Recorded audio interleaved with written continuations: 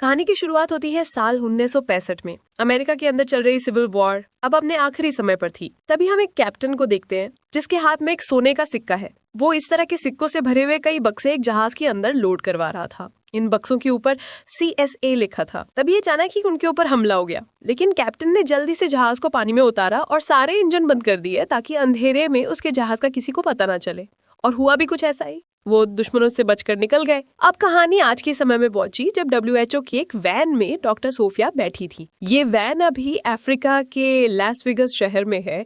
इस शहर में एक बीमारी तेजी से फैलने लगी है। एक नए मरीज की जांच करने पर पता चला कि उसे भी वही बीमारी है जिसके बारे में अभी वो कुछ भी समझ नहीं पाई है। मरीज की माँ ने बताया कि कुछ दिन पहले ये अपने पिता के साथ माली देश गया था और वहां से लौटने पर इसकी ये हालत हुई है। सोफिया ने मरीज को गाड़ी में बिठाया और अपने सीनियर से बात की कि अब से भी मिला लूं तो टोटल 6 लोग हो चुके हैं। हमें जल्दी से WHO को ये फाइल देनी चाहिए, लेकिन सीनियर गनी का मानना था कि इतने कम केसेस में कोई उनकी मदद नहीं करेगा।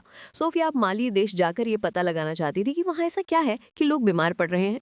माली देश में इस वक्त अंदरूनी जंग चल रही थी और सीनियर गनी ने कहा कि कोई भी तुम्हें ऐसे खतरनाक हालात तुम्हें उस देश में जाने की परमिशन नहीं देगा। इसी दौरान एक नकाबपोश आदमी उनके ऊपर नजर रखे हुए था। शायद उसे इन डॉक्टरों का यहाँ आना पसंद नहीं है। तभी सोफिया को ध्यान आया कि मरीज के पिता का भी सैंपल ले लेना चाहिए, जिसके बाद सोफिया लाइट हाउस की तरफ निकल गई जहां वो काम कर रहा था। वहां पहुंचकर सोफिया ने देखा कि उसकी भी बिल्कुल वैसी ही हालत है जैसी उसकी बेटे की भी, बल्कि वो तो जान गंवा चुका है इस बीमारी से। सोफिया ने चुपचाप उसका सैंपल लिया और बाहर आ गई।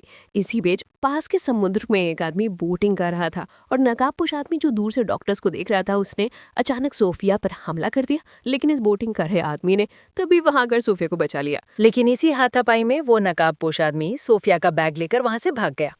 जब सोफिया की आंख खुली तो वो नोमा नाम के एक जहाज पर थी जो समुद्र में खजाना ढूंढने वालों का एक जहाज है। बाहर वही आदमी था जिसने सोफिया की जान बचाई थी।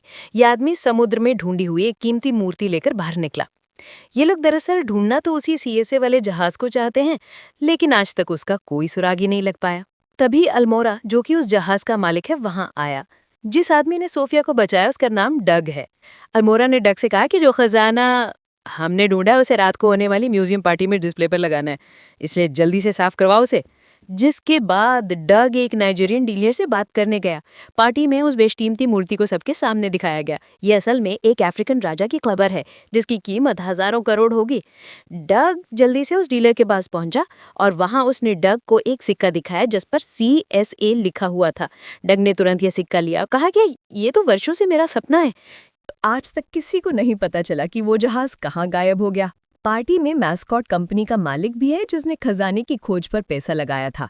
इस आदमी की माली देश में काफी अच्छी जान पहचान है, इसलिए सोफिया ने उससे मदद मांगी वहां पहुंचने के लिए। कंपनी के मालिक ने कहा कि वहां जाने में बहुत खतरा है, लेकिन अगर वो फिर भी जाना चाहती है तो वो रास्ता निकालने की कोशिश करेगा। कुछ देर में डग भी वहां आ गया और उसने CSA का वो सिक्का जेम्स को दिखाया। उसने ये भी बताया कि ये सिक्का माली में रहने वाले एक आदमी को मिला है और डग का मानना है कि उस जहाज का मलबा भी माली में ही कहीं मौजूद होगा। जेम्स सुनकर काफी खुश हो गया और उसने डग और अल्मोरा को 3 दिन के लिए माली जाने की इजाजत दे दी। वहां जाकर वो इस जहाज को ढूंढने की पूरी कोशिश करेंगे और अगर जरा सा भी कुछ सुराग मिला तो फिर पूरा ऑपरेशन स्टार्ट हो जाएगा जहाज को ढूंढने का। अगले दिन जब ये लोग पोर्ट पर पहुंचे तो वहां सोफिया और डॉक्टर जैक पहले ही बैठे थे। सोफिया ने डग को बताया कि जेम्स ने कहा है कि मैं और डॉक्टर जैक भी तुम्हारे साथ जा सकते हैं माली। और फिर ये 5 लोग माली की तरफ निकल गए। रात को खाना खाते हुए डग ने सोफिया को सिक्के के बारे में बताया और ये भी कि इस जहाज को ढूंढना डग का बचपन का सपना है। माली पहुंचते ही सोफिया और जैक अपने रास्ते निकल गए और डग और बाकी लोग उस आदमी के घर पहुंचे जिसने सिक्का मिला था। उसके घर जाकर पता चला कि वो आदमी मर चुका था। उस जहाज तक पहुंचने का उसका रास्ता फिर से बंद हो गया था। तभी डग को वहां एक मस्जिद दिखाई दी। ये तीनों वहां जाकर एक आदमी से मिले। अक्सर ऐसी धार्मिक जगहों पर पुराने रिकॉर्ड्स दर्ज रहते हैं। डग के पूछने पर वहां एक आदमी ने पुराने रिकॉर्ड्स में देखा, तब पता चला कि सालों पहले वहां के पोर्ट में एक जहाज आया था, लेकिन उस जहाज में कोई भी जिंदा नहीं बचा था और पानी का बहाव इतना तेज था कि वो जहाज बहकर आगे की तरफ चला गया। ये जानकारी डग के काफी काम आने वाली थी। वो तुरंत जाकर जेम्स से मिला और उसे सब कुछ बताया। बिना देर के ये लोग जाब शहर, जो कि यहाँ से थोड़ा आगे है, उसकी ओर बढ़ने लगे। रास्ते में इन लोगों को अपनी बोट के एक हिस्से में कुछ मिला। वहां इन लोगों ने बर्फ की एक छोटी सी जगह पर एक मकड़ी देखी। ये संकेत था कि जो लोग ढूंढ रहे थे अब वो उनकी ज्यादा दूर नहीं रहे हैं। ये जानना तो बस बाकी था कि किस तरह अब वो इन सभी लोगों को कैसे मिलती। थोड़ी जांच करने पर पता चला कि एक खास तरह की मिट्टी है जो कि जंग भी हो सकता है, लेकिन डग ने कहा कि बहते पानी में इस तरह की मिट्टी का मिलना आम बात नहीं है। ये एक सोचने वाली चीज थी। तभी अचानक एक मिलिट्री बोट उनकी तरफ आने लगी। ये अफसर बार बार एक ही बात पूछ रहे थे कि वो डॉक्टर अभी कहाँ है जो तुम्हारे साथ यहाँ पर आए हैं। यहाँ के राजा को पता चल चुका था कि उसके देश में 2 फिरंगी डॉक्टर आए हैं ताकि वो उस बीमारी की तह तक जा सके जो वहाँ आसपास फैली हुई है। राजा ने ऑर्डर्स दिए थे कि उन्हें जल्द से जल्द रोका जाए, वरना बहुत बड़ी परेशानी हो सकती है। डग समझ गया कि कुछ तो गड़बड़ जरूर है, वरना इन्हें डॉक्टर से क्या दिक्कत। डग ने जवाब दिया कि सर, हमको ज्यादा इंग्लिश नहीं आती है, तो बोट साइड में लगा के बात करती है। डग ने उनकी ओर एक रस्सी पे की जो उन्होंने अपनी बोट पर बांध ली, जिसके बाद डग ने अपने दोस्तों को इशारा किया कि फुल स्पीड में दौड़ा और एक ही झटके में ऑफिसर की बोट पलट गई।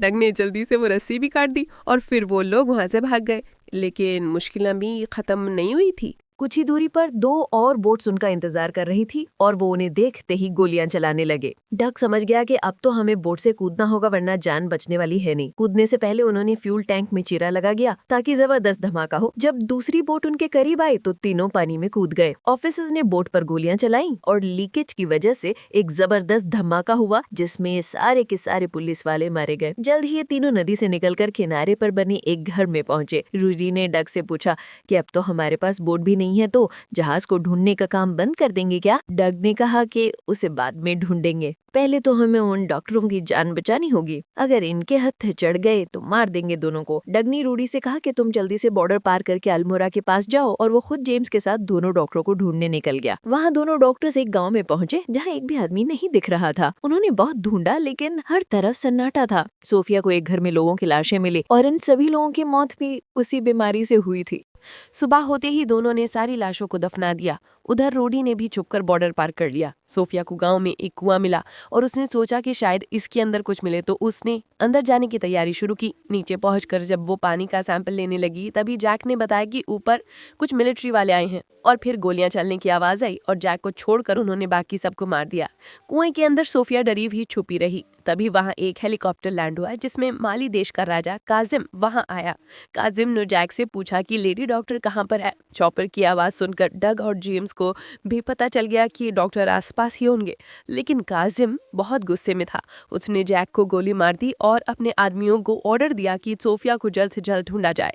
डग और जेम्स पास ही में छुपकर ये सब कुछ देख रहे थे। काजिम के आदमी आसपास सबको मारने लगे। एक बार तो डग की जान भी खतरे में आ गई, लेकिन पीछे से सोफिया ने आकर काजिम के आदमी को मार दिया, तो इसके साथ भी डग को लड़ाई करनी पड़ी और एक आदमी को मारना पड़ा, और अंत में सोफिया ने डग को बचा लिया।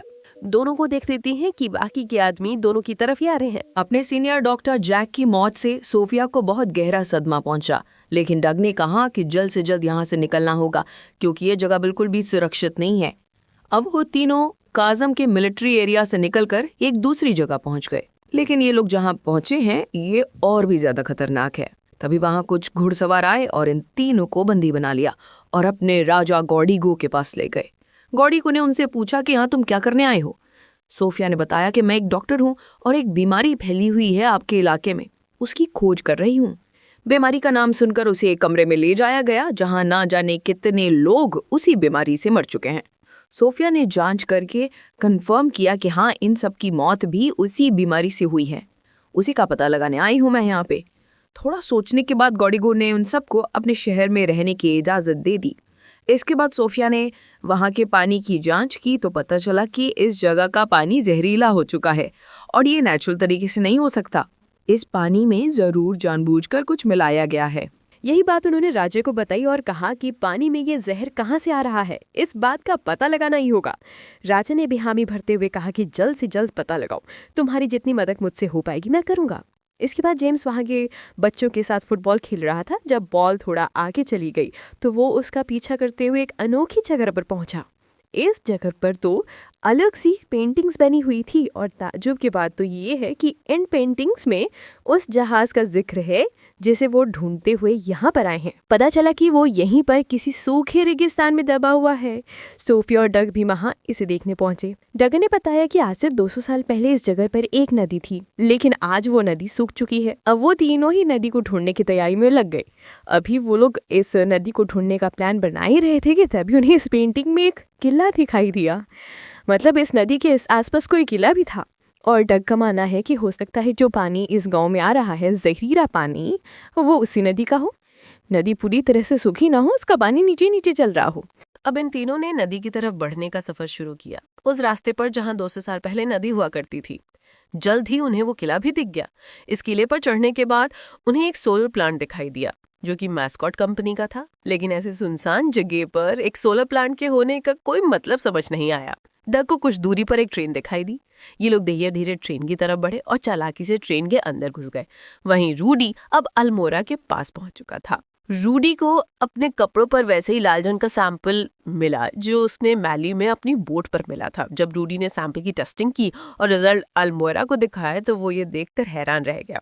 वहीं सोफिया, जेम्स और डग उस प्लांट के अंदर पहुंच गए। अंदर जाकर उन्हें समझ आया कि ये प्लांट एक रेडियो एक्टिव केमिकल बनाने के लिए काम कर रहा है जो कि यहाँ मौजूद तेज सूरज की रोशनी की वजह से बहुत जल्दी बनकर तैयार हो जाएगा।